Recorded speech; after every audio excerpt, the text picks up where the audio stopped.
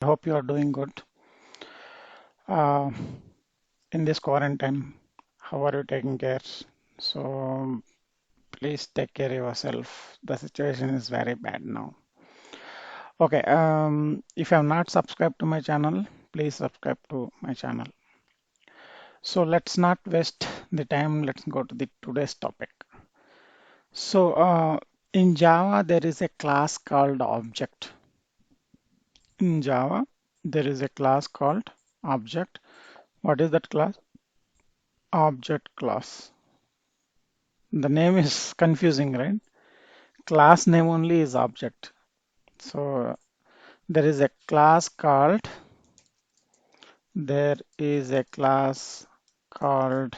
object. Okay, object class, which is a super class for all the classes in Java. In Java, there is a class called object, so which is a superclass for all the classes in Java. So why Java has done this? Why object class is superclass? There are many reasons, guys. So I will try to put some why object class is superclass. Why object class is superclass? Because see, we say Java is object-oriented programming, right? So when you construct an object, so that class should have some default blueprint.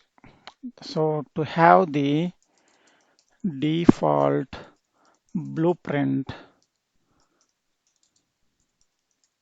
so object they have made object class as a superclass, number one. Okay, this is number one. And inside object class, there are methods. So there are some methods which will be useful for all the classes. Which will be useful for all the. So there are some methods which will be useful for all the classes. So that is other reason also to make it. There are methods which will be useful for all the classes. So these are two I'm pointing out. So object class is a superclass in Java. For every class, you don't define a class, then it will become automatically a subclass to object class. And then why they have made mainly to have the common things, so common object creation stuff like that. So they have come up with the object class. Okay, let's not waste the time. Let us see. Let us go and see what is object class. How do we see that? So let me create a project. So I'm creating a project called object-app and then click next. So finish. I don't want to create any module. This is my class. Guys, if you see, I did not write any program. Okay, when you compare, when you see this, there is a very important thing. JRE, JRE has come here. JRE, right? Or if you expand this, there's so many jars, right? So many jars. So many jars. So one among them is java.base. See guys, these are all classes, right? These are all jars in JDK. This is OpenJDK. Whatever I have is OpenJDK. So in OpenJDK, each and everything it is showing one jar. If you see in normal JDK, right, there'll be a jar called rt.jar. That will hold so many things, okay? So as because it is OpenJDK, so there is one jar called java.base. Java.base is just so sorry jrt rt.jar jrt-fs.jar. If you expand this, So generally people also say rt.jar. See, if you see, all these are ending JRTFS, all this, right? Jars. So inside Java softwares in lib JRTFS.jar. Okay. So inside this, if you go inside this, right? So there will be a package called java.lang. Java.lang. So who has developed this? This is coming with our OpenJDK. So even it will be there in JDK also. See guys, there are a hell lot of classes. There's so many classes, right? There are so many classes. If you see, there are so many classes. So as of now, today will be discussing object class. You just double click on it, it'll open. Okay. So in 1994 it started. See here. In 2017 also it is there. So what is the package here, guys? Java.lang import. This is the import statement they are using. And then the class name is object. So object class is not subclass to any class, guys. Object class is not subclass to any class. See? So they have some native registers. So calling the static block. We'll see what it is. And then they have a default constructor. They have a default constructor here. And then they have a method called get class. And then they have a method called hash code. And then they have a method called equals. And then they have a method called clone. And then they have a method called toString. And there are some methods notify all, wait. So wait is overloaded. There are three methods on the wait. So this is about the object class, guys. Let us write down that. So what are the classes? What are the methods we have? If you want to see simply what are the methods are present, you just do Control O. So go to the dot class file which we have opened in the Eclipse. Do Control O. It will show all the methods. See guys. So there is a register private. This is a private method which we cannot access. We don't need to learn. Then a default constructor is there. Then get class hash code, right? Get class hash code equals clone toString notify all, wait 3 times and finalize. So what I'll do, I'll put in this. So the first method which we are going to learn is, so toString method is there, right? One of the method is toString. We'll see one by one. This is the toString method. The second one is equals method. The third one is hash code method. The fourth one is what is the last one? No, not last one. So we have seen clone method also, and we have seen finalize method. And we have seen wait 3 times are there. So there are method 3 times. One is parameter taking time, and then other one is wait nano taking time comma nanoseconds. So this, see, wait, all this wait notify all, right? So are useful in multi-threading. So we'll be seeing when we are covering multi-threading, we'll see guys. Okay, this is notify all. So these are the methods broadly. There are 8 methods. One more method is there, get class. So see guys, if you want to see, you can see here. So Control O. So get class hash code equals clone to string notify all, wait, and finalize. So finalize is a protected method.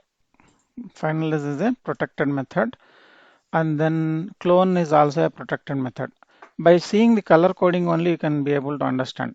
See here, yellow means protected, green means public, red means private. Okay, that this look and feel is provided by Eclipse. Okay, these are the methods present inside object class. So far what we have seen, object class is a super class for all the classes. And so why do we require object class? Why they have made object class? To have the common functionality when we create an object, right? To have the common functionality. So common things, they have created one class called object. So there it is putting. So when you write a class by default, if it is becoming a child to that object class, all the properties will be inherited. That's the reason they made object class as a super class. So object class is having these many methods, right? So let us see one by one. So this 5 methods we will not be seeing here. Rest all, when we see the when we see the when we see multi-threading, we'll be covering rest all. We'll be seeing one by one now. Okay. So let's not waste time. Let's go and write a program.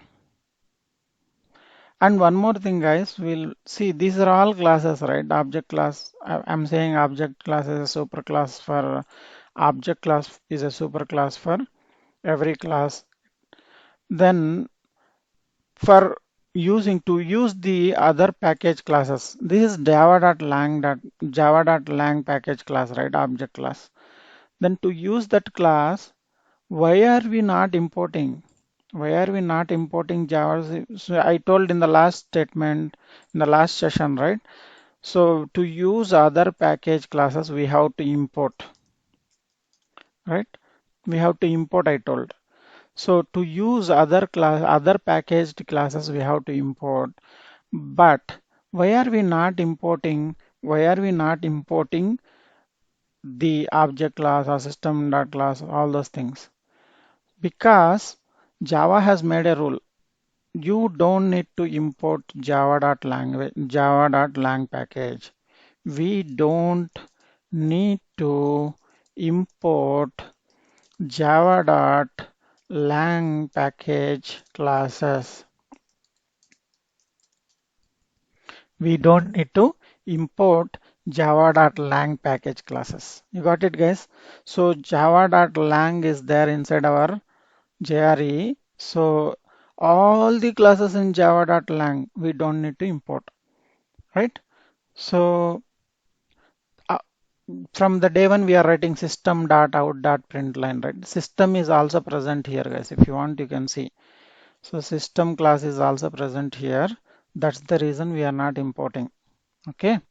Otherwise, we have to import java.lang package classes. We don't need to import other package classes apart from that. So we have to import. So if you don't import anything, so that java.lang classes, compiler will include it and then compile it. Okay, got it, guys? Now let us see one by one.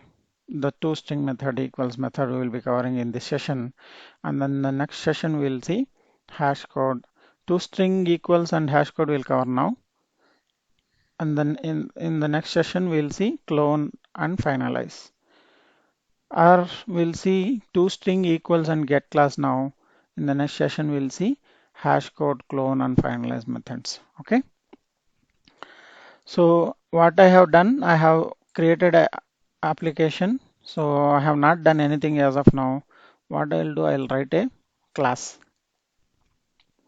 So my package name is Happy Tech Trainings.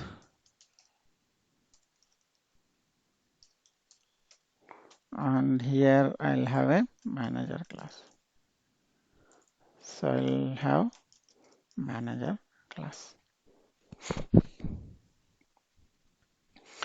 Guys, as part of our .java files, so we can have as many classes as we wish, right?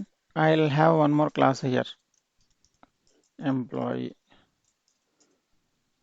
Okay, we can have as many classes as we want in a same .java file, but there is a condition, guys. We can have only one public class. So this class is not public. This class is public. We can have only one public class in a .java file, but we can have as many classes we want.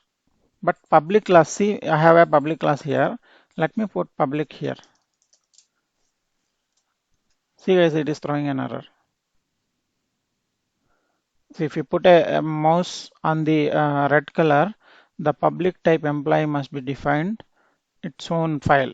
So if you want this to be public, it has to define in its own file. So that's the reason it is throwing the error.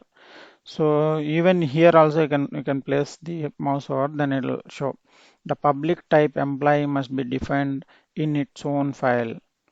If it is not public, yes, you can put. So in Java we can write that statement also. In Java, in a .java file, we can have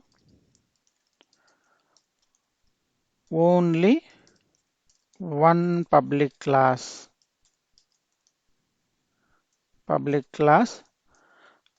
and many non-public classes. This is a rule. So in Java, we can have only one in a .java file. We can have only one public class, and we can have as many as non-public classes, be it is private class or be it is default class, all those stuff. Okay. So this is about the .java file. So now here I am going to write string name. I'll make it big. String name and then int age. So these are two of my properties. Let's not put so many things. So here I'll right click. I'll select those two fields. What I am doing is I am going to create a constructor. Right click on it, go to source, and then there is a field generate constructor using fields, and then generate. See guys, it has generated. So if you see properly here, it is a super method. So if you want to go to this, right, so you just click on you just press on control key and then mouse over to that method super method, then it will show open declaration and open implementation. Double click on this. See guys, it is going to object class. This is the evidence. Every class is a super class. So object class is a super class for all the classes. How I am going? So I'm just placing my control here and then on the super. So and then it will show, if you mouse over, it will show open declaration and open implementation, guys. So this is a Eclipse feature. You just click on this, then it will take you to that class. So object class. This is the object class default constructor, right? See, if you see here, there's nothing, just simply they have kept a blank statement. It will not do anything. Okay, it will not do anything as of now.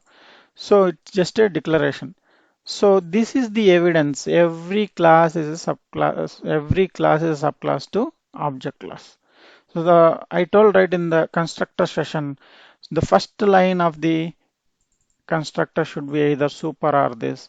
If you wanted to make the super in the next lines, it will give a error. You just put SOP here. You can see it is giving an error.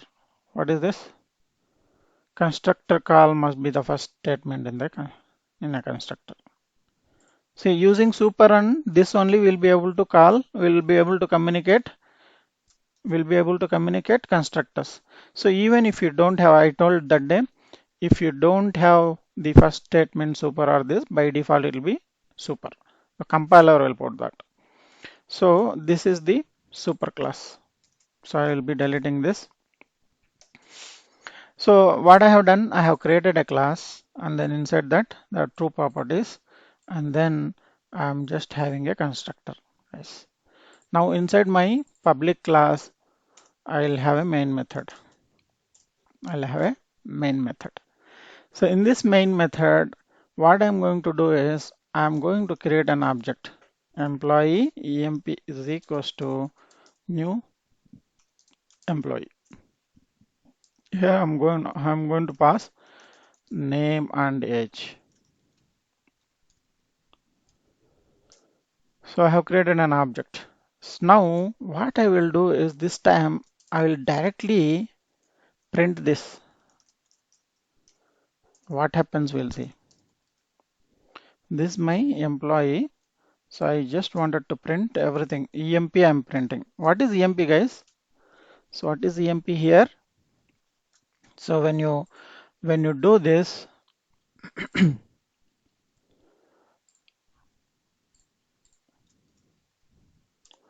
so when you run a Java program, so what happens? It will allocate some memory. That memory will be divided into five, many parts, but mainly we were discussing for a programmer perspective. There'll be mainly two parts very important. So one is stack, the other one is heap. This is heap, right?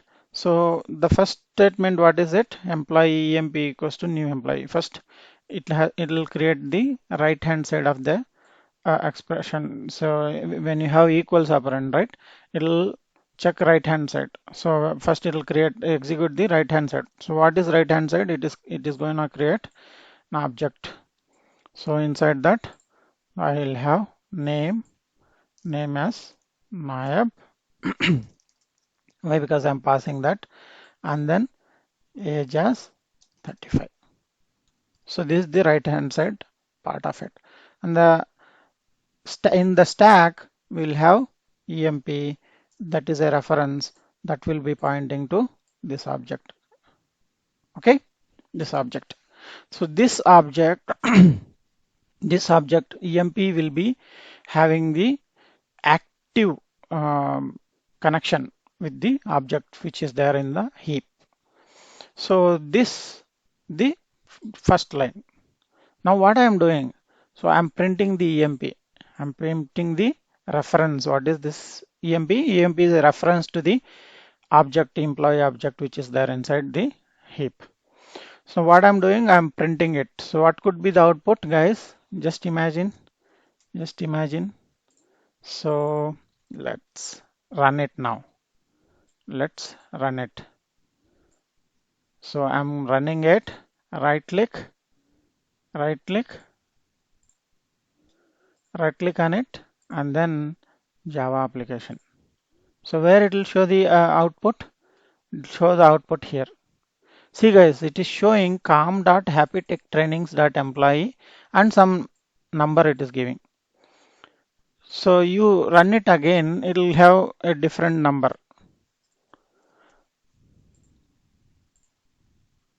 See, so this is the number.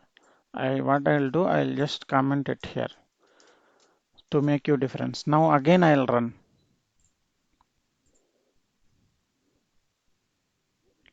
Is it printing same? Yeah, it is printing same. So let me run again. What happens, we'll see.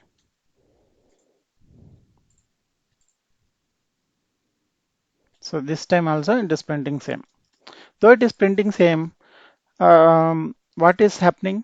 It is not meaningful for me. It is not meaningful for me, right? So what I want is when I print the employee object, I want the content of the employee object. So when I print the employee object reference, I wanted to print the content of it. So by default, what happens is when you when you do like this, right, emp, so what it does is it will go to the object class toString method. So we have seen, right, toString method which is there inside object class. We have seen toString method which is part of our object class. So it will go to the toString method of the object class when you print the reference. So that is the reason it is showing. The default behavior of object class toString method is printing the memory address of an object. So it will print the memory address of an object. So that is the value it is showing, okay, here. So I don't want that. I wanted to have my own custom uh, uh, printing when I print emp. Now what we should do? We should override toString method. toString method. We should override toString method to see here. Override is annotation. We'll be covering annotations here. So without this also it will not have any issues, guys. So if you want, you can remove it. So here what is it doing? Super.toString. So it is returning string. I don't want to return super.toString. What I want? I want, so there are two properties in my class, employee class. So one is name. I wanted to print name, comma, age. So I'm printing age. That's it, guys. So what I'm doing here, see, by default, the toString method of object class is it is printing the memory address. I don't want that. I want to print my content of an object. So I am printing it. So this is name colon, then the name of the object, and the age colon, the age of the object. Now just run this, guys. So we have not changed the first part of that. So we have just added the toString method inside this. We have just added the toString method inside this. So now I'm going to run it again. This time, see, guys, it is printing. So are you able to see? This is printing employee name Nayab age 35, guys. So it is not printing now the reference of it. So now this is the toString method. toString method. So if you, when you do emp directly the reference, then what it does? It is calling the toString method. We can explicitly also call. So like emp.toString if you required. In this way also we can call. So this also should give me the same output. See, it is calling. So if you don't call, by default it will be called. So if you are calling also, fine. Okay, these are the two ways of calling the toString method. So this is toString method. This is the toString method. What is this, guy? What I am writing? So this is a comment in Java. So this is one line comment. Let's say both of this I wanted to comment. Just select and Control Shift question mark you do. Control Shift question mark. Control Shift question mark. This is multi line comment. This is multi-line comment. So how I am done? Control plus Shift plus question mark. So if you wanted to uncomment, again Control Shift, there is a backward slash, you press it, then uncomment, it will come. To uncomment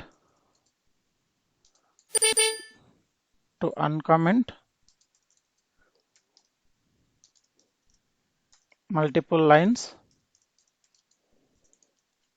then control plus Shift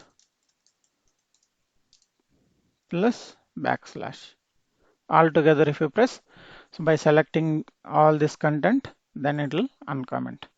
This is about comments, guys. So now next we'll see equals method. So what I will do is I'll create one more object here. So this is my emp1, exactly same guys. So everything is same. What I will do now is just print SYSO emp is equals to double equals to emp2, emp double equals to emp2.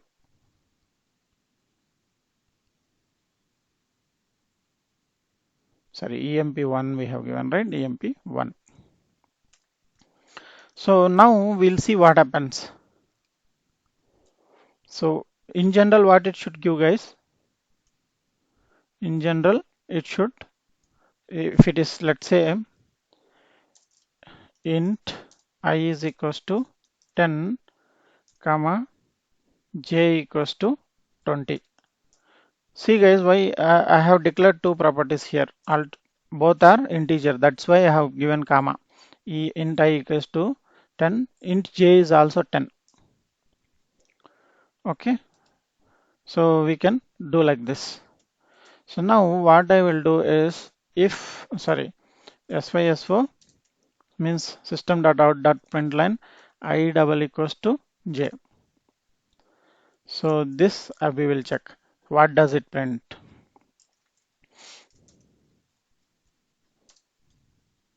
Just to check. So here also I'll print.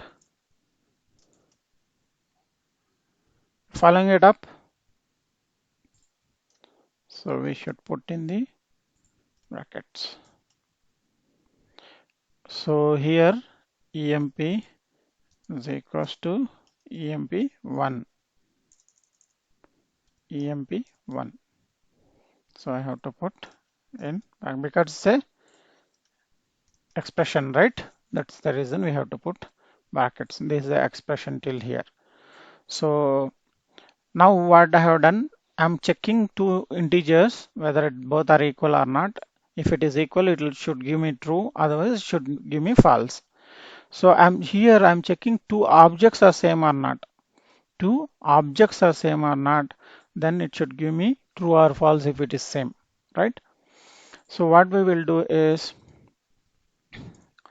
so now let us run this first. Let us run this and see.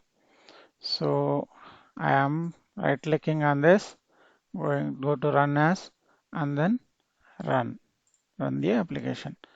Say I equals to j, true. Emp double equals to emp1 is false. Guys, it is giving false.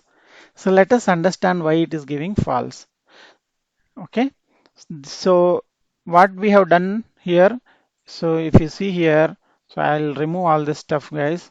So if you see here, we have created an employee object. So we have created one more employee object. We are just putting equals, right? Double equals. This is a equals operator. This is a equals operator. So now again the same funda. So when we run the program, so it will have stack and then heap. Stack. So this is my stack. This is my heap. So in the stack, so first I'm creating emp and then the one more emp1, right? So here in the heap there will be two objects created. So in the both will have name, Nayab, and here also name, Nayab, name equals to Nayab. Here age equals to 35. Here also age 35 will be there. Age equals to 35. So this will be pointing to this object. This will be pointing to this object, right? So far we have seen all this stuff. This is a main method loading. Once you load the main method, so the inside the main method, you are doing this all this stuff. So we are creating an employee object and then we are creating an employee1 object. So when you do equals operator, if it is primitives are that are like integer, long, byte, short, booleans, all those things are primitives. Primitives will be compared. So the left hand side value, when you do equals operator, this equals operator, what it does is equals operator. So this is a equals operator, right? So this equals operator, we just checks the left hand side value is equal to right hand or not. That's all. If left hand side value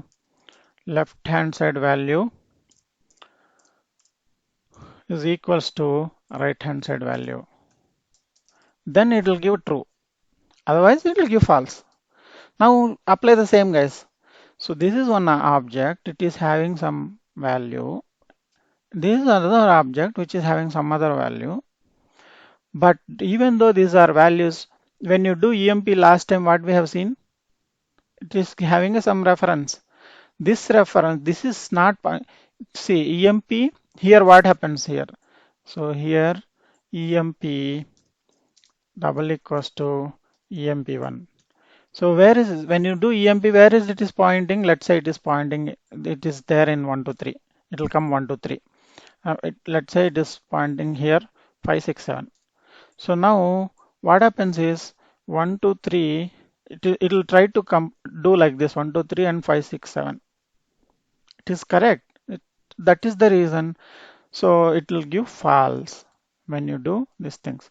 So this equals operator, this is a equals operator. Equals operator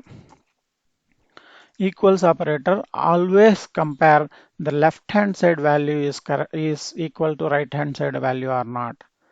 So it does not check what is the content inside it or not. It just checks whether if both are pointing to the same object. Now what I'll do is I'll create one more object. So I'll copy paste this. This part only I'll copy paste. So EMP1.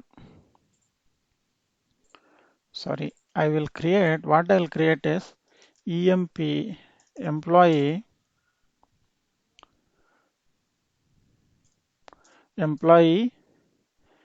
EMP2 is equals to, I'm not creating object this time. So EMP2 is equals to EMP. So EMP2 is equals to EMP. So now I will just copy this again. So EMP2. So here EMP2. So this time, guys, when you execute this, what happens? So it will have one more reference here.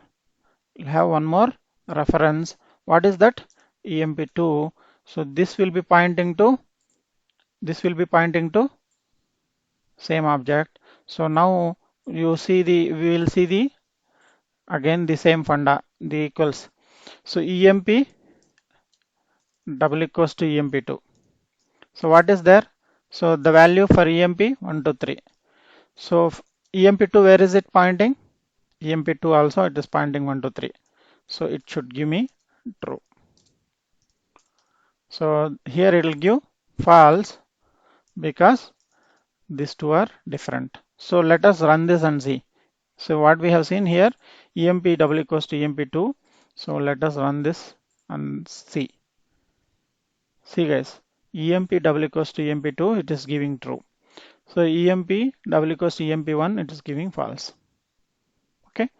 Now I wanted to do the state comparison. See, though these two objects are exactly same, the values are same.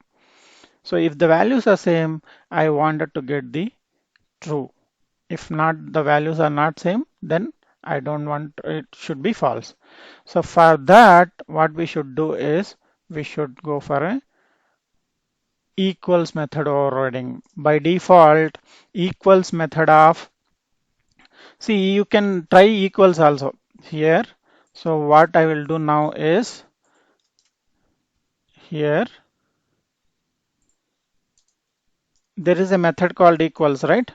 Inside object class. Now instead of doing this part, what I'll do, emp dot equals emp2 I'm giving. Got it? So I can remove this. So this is the name.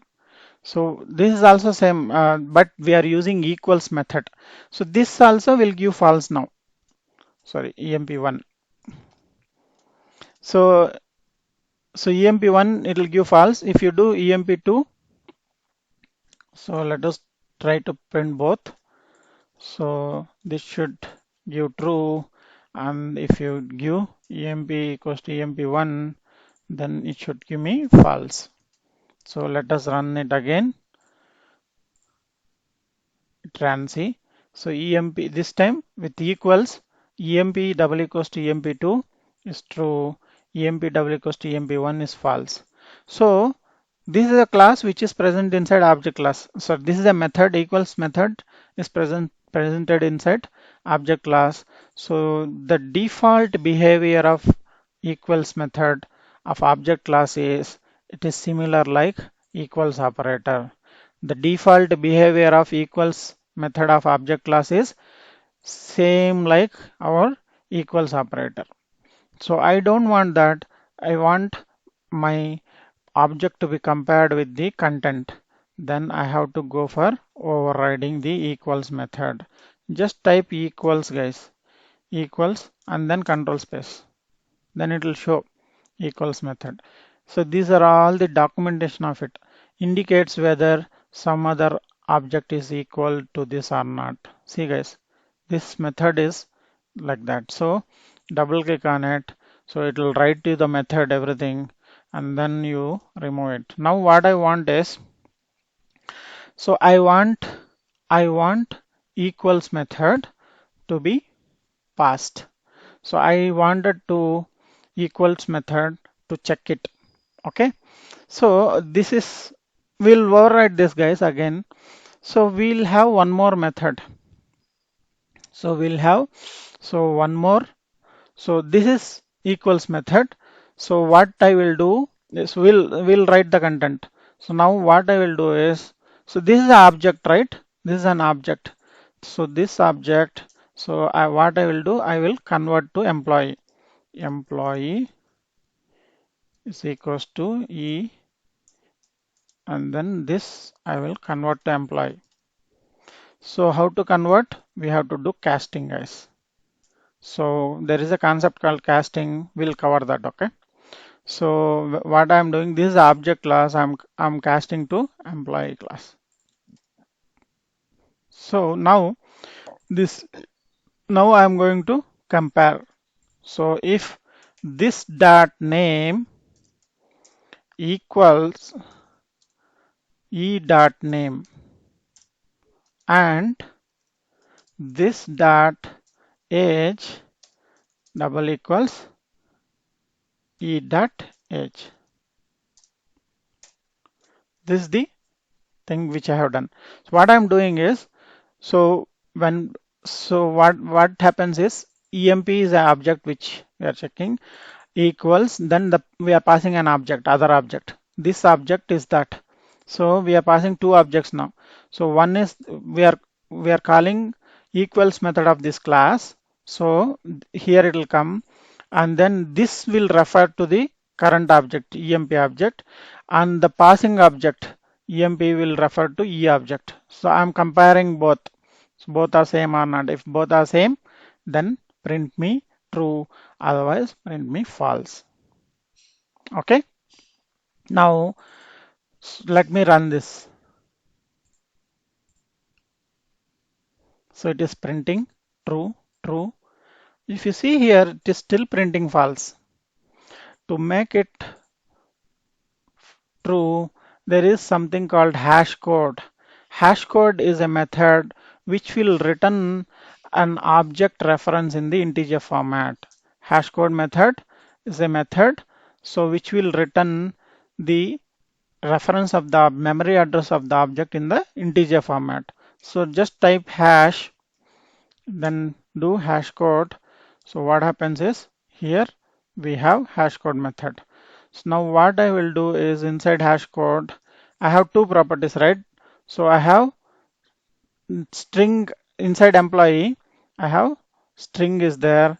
So string is a class again. String is a class again. What I will do? So for that name dot hash code I need to do. Hash code plus name dot sorry age. So age is a integer anyways. Now this should give me, so what I will do for you to understand is system dot out dot println emp dot hash code. So this I am printing. So I will print the emp1 hash code also. Now let us run this and understand. See guys, so this is still showing false. This is still showing false. This is because this will always be comparing the left hand side value is equal to right hand side value or not. The left hand side value is equal to right hand side value or not. So the two string methods. So the by default this equals operator, that is the feature of equals operator. So but if you observe here, now the hash code is same for both the objects. If you don't override this, the hash code will be different. So I'm commenting this. Now let us see, this is the default behavior of the hash code method of object class. Now let's see. So it is having different hash code, right guys? See the two different hash codes. That's the reason. So we are overriding the hash code method. Guys, this hash code method is heavily used in Java, especially in the collections area. So we will be seeing more on this in the collections area. So I hope, so these three methods, toString, equals and hash code method, you understood. So if you have not understood it, just run through the video one more time. By that you will understand. This hash code method will be covering more and more in future guys. So we'll be dealing hash code method is heavily used in collections. So we'll see hash code method how it is used in especially hash map, hash set, all those things are there, right? We'll be spending enough time there. So we'll be understanding more on. So as of now, what is hash code? Hash code is the memory address in integer format. Okay. So what is the return type of hash code? It is a int. So it's a memory address in integer format. As of now, you can think it. Okay. So these are the three methods. We'll be covering other method in the next session, guys. This video is becoming very long. Thank you. If you have not subscribed to my channel, please subscribe.